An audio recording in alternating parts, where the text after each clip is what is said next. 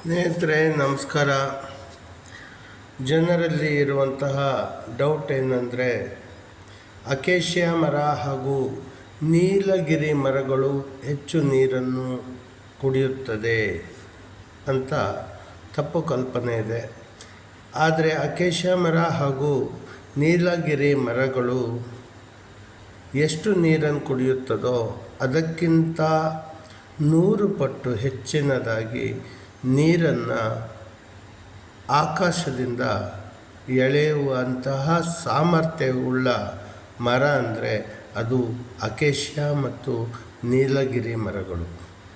ಹಾಗಾಗಿ ಅಕೇಶಿಯಾ ಮರ ಹಾಗೂ ನೀಲಗಿರಿ ಮರಗಳನ್ನು ಸಂರಕ್ಷಣೆ ಮಾಡುವುದು ನಮ್ಮೆಲ್ಲರ ಕರ್ತವ್ಯ ಆಗಿರಲಿ ಅಂತ ಈ ಒಂದು ಚಿಕ್ಕ ವಿಡಿಯೋ ಮಾಡ್ತಾಯಿದ್ದೇನೆ.